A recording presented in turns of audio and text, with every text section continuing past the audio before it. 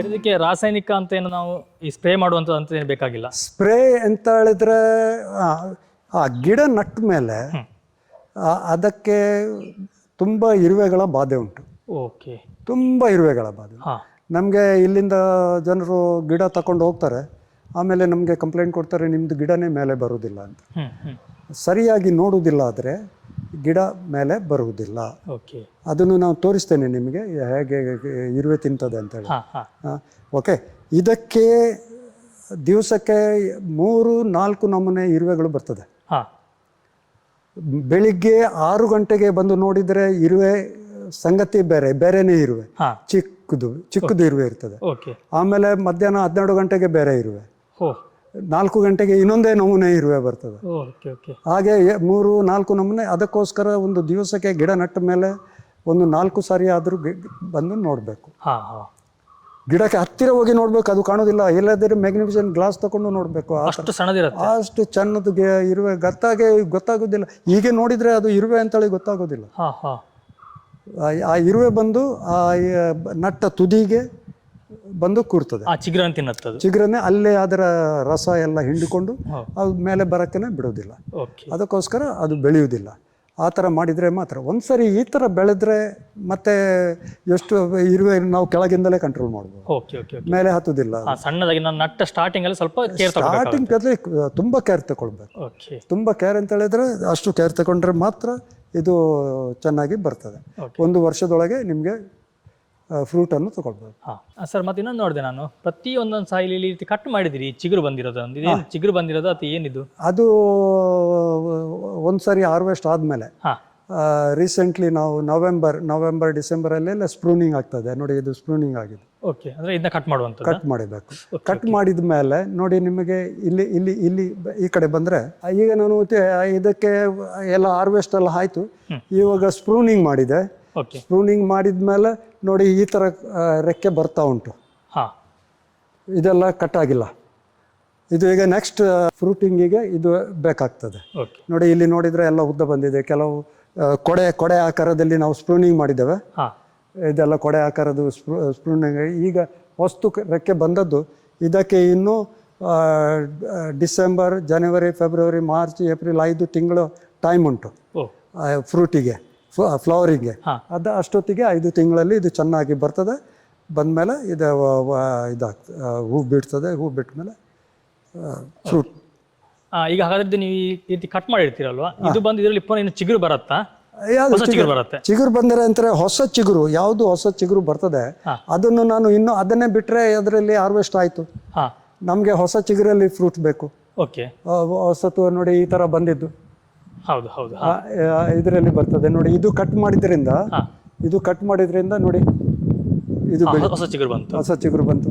ಹೊಸ ಚಿಗುರು ಬಂದ ಕೂಡಲೇ ಅದಕ್ಕೆ ಇದ್ರ ನ್ಯೂಟ್ರಿಷನ್ ಎಲ್ಲ ಅದಕ್ಕೆ ಬರ್ತದೆ, ಫ್ರೂಟ್ ಬೆಳೀತದೆ. ಈಗ ನೀವು ಕಟ್ ಮಾಡಿದ್ರಲ್ಲಿ ಇದರಲ್ಲಿ ತುದಿಯಲ್ಲಿ ಚಿಗುರು ಬರೋದಿಲ್ಲ. ಇದರಲ್ಲಿ ಚಿಗುರು ಬರ್ತದೆ, ಬರುವುದಿಲ್ಲ ಆದ್ರೂ ಪರವಾಗಿಲ್ಲ. ಇದರಲ್ಲಿ ಫ್ರೂಟ್ ಬರ್ತದೆ. ಸ್ವಲ್ಪ ಬೆಳೆದಿದೆಯಲ್ಲ ಇದು ಫ್ರೂಟ್ ಬರ್ತದೆ. ಆಮೇಲೆ ಗಿಡ ನಟ್ಟ ಮೇಲೆ ನೋಡಿ ಈ ಥರ ನಿಮಗೆ ಕೆಳಗಿಂದ ಚಿಗುರು ಬರ್ತದೆ ನೋಡಿ. ಈ ಥರ ಇದೆಲ್ಲ ತುಂಡು ಮಾಡಬೇಕು, ತೆಗಿಬೇಕು. ಯಾಕಂತ ಹೇಳಿದ್ರೆ ಮೇಲೆ ನ್ಯೂಟ್ರಿಷನ್ ಮೇಲೆ ಇದಕ್ಕೆ ಸಿಕ್ಕುದಿಲ್ಲ, ಇದೇ ತಿಂತದೆ. ಅದಕ್ಕೋಸ್ಕರ ಇದನ್ನು ನೋಡಿ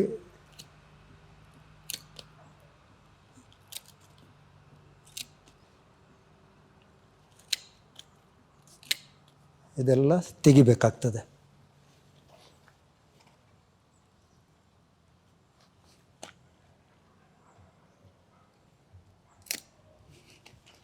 ಇದೆಲ್ಲ ತೆಗೆದ್ರೆ ಎಲ್ಲ ಗೊಬ್ಬರ ಹಾಕಿದೆಲ್ಲ ಅದಕ್ಕೆ ಮೇಲೆ ಸಿಗ್ತದೆ. ಒಂದು ವೇಳೆ ನಾವು ಈ ಚಿಗುರನ್ನು ಬಿಟ್ಟರೆ ಅಲ್ಲಿ ಫ್ರೂಟ್ಸ್ ಬರುತ್ತೆ? ಅಲ್ಲಿ ಫ್ರೂಟ್ ಬರುವುದಿಲ್ಲ. ಅಲ್ಲಿ ಫ್ರೂಟ್ ಬರೋದಿಲ್ಲ. ನಿಮಗೆ ಬೇಕಾದಷ್ಟು ಫ್ರೂಟ್ ಮೇಲೆ ಸಿಕ್ಕುದಿಲ್ಲ. ಅದು ನ್ಯೂಟ್ರಿಷನ್ ತಗೊಂಡು ಅದೇ ಇದಾಗ್ತದೆ. ಆಮೇಲೆ ಇಲ್ಲಿನ ಬಿಟ್ಟರೆ ಇದು ಹಾಗೆ ಬೆಳೆದ್ರೆ ಇದು ಕೆಳಗೆ ಬೀಳ್ತದೆ. ಕಟ್ಟಿಕೊಂಡು ಇದು ಈಗ ಸ್ವಲ್ಪ ಉದ್ದ ಆದರೆ ಅದು ಬೀಳ್ತದೆ, ನೆಲಕ್ಕೆ ಬೀಳ್ತದೆ. ಅದೆಲ್ಲ ಆದರೆ ತೊಂದರೆ. ಅದು ಮತ್ತೆ ನಾನು ತೋರಿಸ್ತೇನೆ ನೋಡಿ. ಇದೆಲ್ಲ ತೆಗಿಬೇಕು ನೋಡಿ.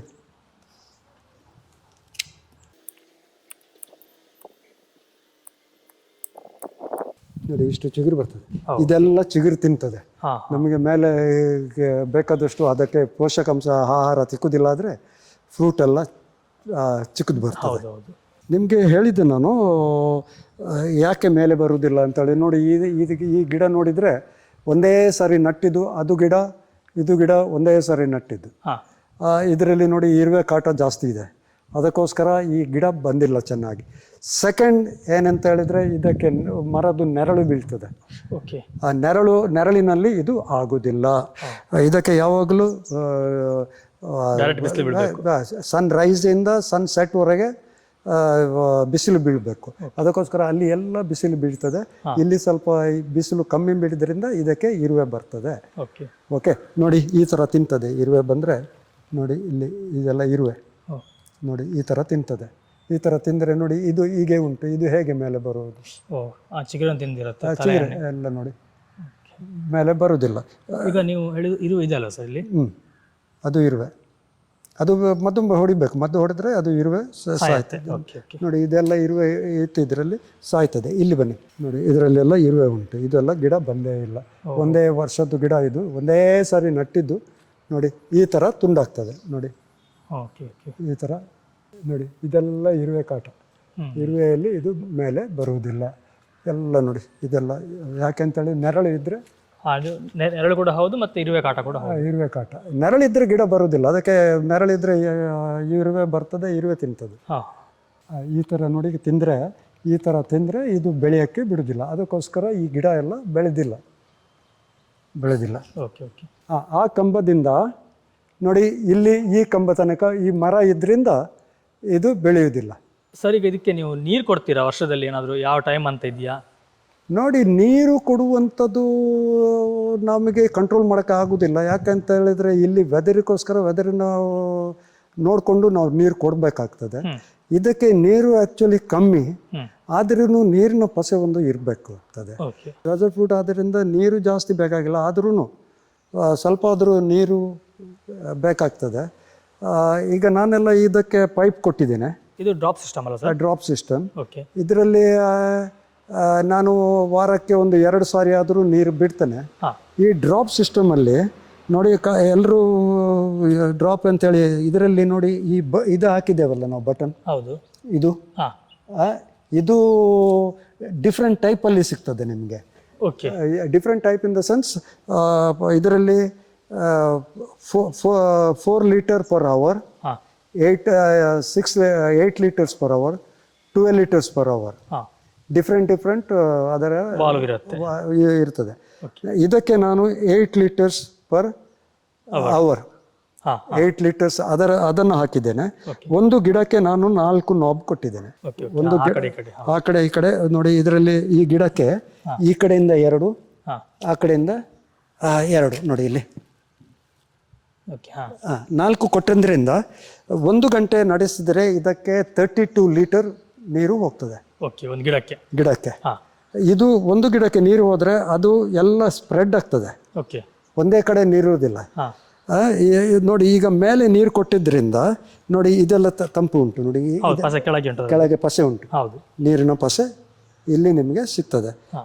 ಅದರಿಂದ ಇದಕ್ಕೆ ಬೇರು ಕೆಳಗೆ ಹೋಗುದಿಲ್ಲ, ಇದು ಖಾಲಿ ಮೇಲೆ ಇದ್ರಿಂದ ನಮಗೆ ನೀರು ಕೊಡಬೇಕಾಗ್ತದೆ. ಅಂದ್ರೆ ಅದರ ಬೇರು ಬಂದು ಈ ದಿಬ್ಬದ ಮೇಲೆ ಇರುತ್ತೆ, ಮೇಲೆ ನೋಡಿ. ಈಗ ಈ ಬೇರು ಉಂಟಲ್ಲ ಇದಕ್ಕೆ ಬಂದಿದ್ದು ನೋಡಿ, ಇಲ್ಲಿ ನೀರು ಬೇಕಾದ ಕೂಡಲೇ ಇಲ್ಲಿಂದ ಬೇರು ಬರ್ತದೆ ನೋಡಿ. ಇದೆಲ್ಲ ಬೇರು ಉಂಟಲ್ಲ, ಈ ಬೇರು ಕೆಳಗೆ ಹೋಗ್ತದೆ.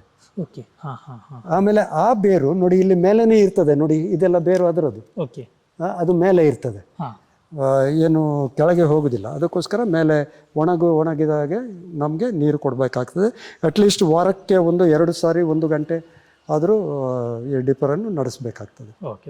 ಹಾಗಾದರೆ ಇದಕ್ಕೆ ಒಂದು ವಾರಕ್ಕೆ ಒಂದು 60 ಲೀಟರ್ ನೀರು ಬೇಕು. ಒಂದು ಕಂಬಕ್ಕೆ ನೀರು ಹೋಗಿದೆ ಅಂತೇಳಿದ್ರೆ ಇಡೀ ಎಲ್ಲ ಹೋಗುವ ಹೊತ್ತಿಗೆ ಎಲ್ಲ ತಂಪಾಗ್ತದೆ.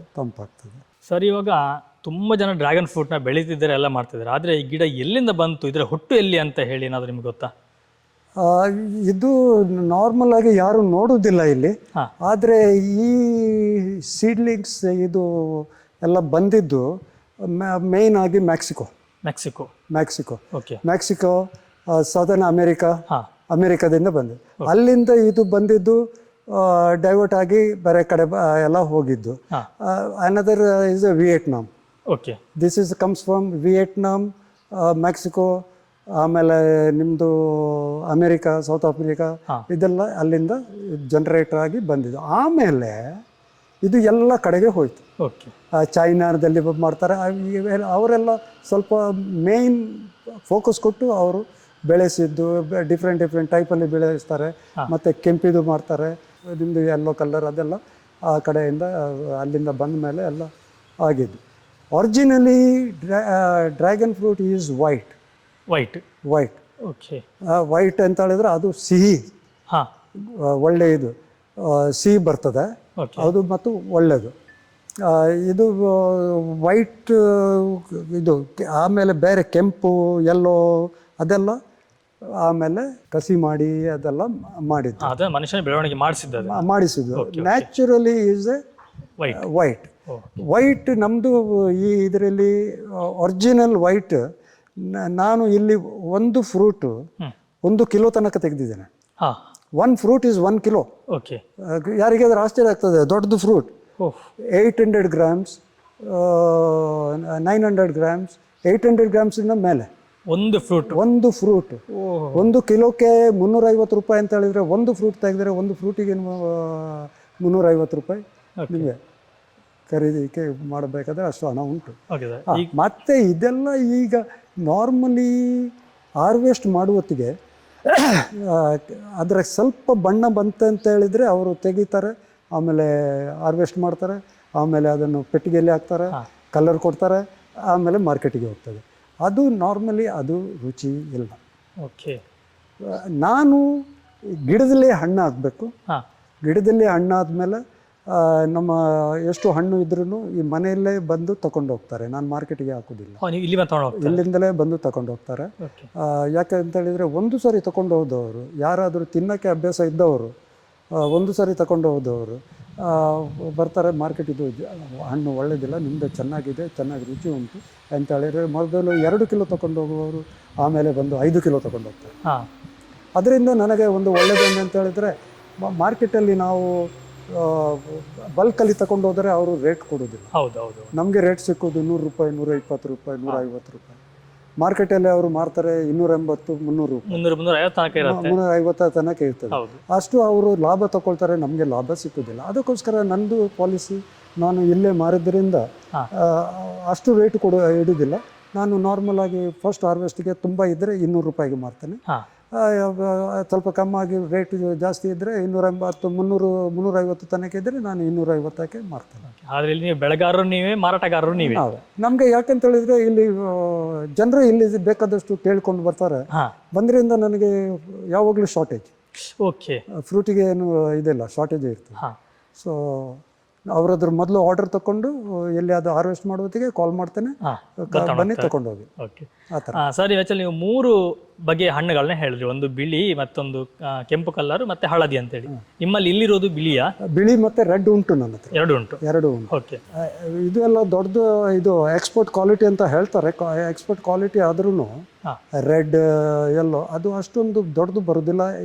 ವೈಟ್ ಬಂದ ಹಾಗೆ ಅದು 1 ಕಿಲೋದಲ್ಲಿ 2 ಫ್ರೂಟ್, 3 ಫ್ರೂಟ್, 4 ಫ್ರೂಟ್, 5 ಫ್ರೂಟ್ ನಿಲ್ತದೆ ಒಂದೊಂದು ಕಿಲೋದಲ್ಲಿ. ಅಂದ್ರೆ ವೈಟ್ ಇದ್ದು ಬಂದು white is originally from desert white fruit. Okay. ಆಮೇಲೆ ಎಲ್ಲ ಅದಕ್ಕೆಲ್ಲ ಗ್ರಾಫ್ಟಿಂಗ್ ಮಾಡಿ, ಅದು ಮಾಡಿ, ಇದು ಮಾಡಿ ಎಲ್ಲ ಡಿಫ್ರೆಂಟ್ ಕಲರ್ ಮಾಡಿದ್ದಾರೆ. ಇದೆಲ್ಲ ಆ ಥರ ಎಲ್ಲ ಬಂದಿದೆ. ಎಲ್ಲರೂ ಹೇಳ್ತಾರೆ ಕೆಂಪು ಒಳ್ಳೆಯದು, ಹಳದಿ ಒಳ್ಳೆಯದು ಅಂತೇಳಿ. ಒಳ್ಳೆಯದು ಒರಿಜಿನಲಿ ಇದ್ರೆ ಅದು ತಿನ್ನೋಕ್ಕೆ ಬಹಳ ಒಳ್ಳೆಯದು. ಎಲ್ಲ ರುಚಿ ಇರ್ತದೆ. ಓಕೆ ಸರ್, ಹಾಗೆಯೇ ನಮಗೆ ಗಿಡ ನೋಡೋದು ಗೊತ್ತಾಗುತ್ತಾ ಇದು ಯಾವ ಪ್ರಭೇದ ಅಂತೇಳಿ, ಒಂದು ಕೆಂಪು ಅಥವಾ ಬಿಳಿಯೋ ಅಂತೇಳಿ? ನೋಡಿ, ಇದರಲ್ಲಿ ಡ್ರ್ಯಾಗನ್ ಫ್ರೂಟಲ್ಲಿ ಒಂದು 160 ವೆರೈಟಿ ಉಂಟು. 160 ವೆರೈಟಿ ಉಂಟು, ಬೇರೆ ಬೇರೆ ಯಾವುದು ಇದು ಬೇರೆ ಅಂತೇಳಿ. ಗೊತ್ತಾಯ್ತಲ್ಲ? ಅದಕ್ಕೋಸ್ಕರ ಇದು ಯಾವುದು ಗಿಡ ಹೇಗೆ ಅಂತೇಳಿ ಅದು ನಟ್ಟವರಿಗೆ ಗೊತ್ತಾಗ್ತದೆ. ರೆಡ್ ಮತ್ತು ವೈಟಲ್ಲಿ ಏನು ಡಿಫ್ರೆನ್ಸ್ ಇದೆ ಅದು ಗಿಡ ನೋಡಿ ಹೊತ್ತಿಗೆ ಗೊತ್ತಾಗ್ತದೆ. ಹೌದು, ಗಿಡ ನೋಡಿ ಹೊತ್ತಿಗೆ ಗೊತ್ತಾಗ್ತದೆ. ಅದು ತೋರಿಸ್ತೇನೆ ಬೇಕಿದ್ರೆ. ಇರುವೆ ಅಲ್ಲ? ಇರುವೆ ಅದು ಕಡಿತದೆ ಇರುವೆ. ಹೌದು, ಓಕೆ ಓಕೆ. ನಿಮಗೆ ಆ ವೆರೈಟಿ ತೋರಿಸ್ತೇನೆ ಹಾಂ ಸರ್, ಹೋಗುವ. ಇಲ್ಲೇ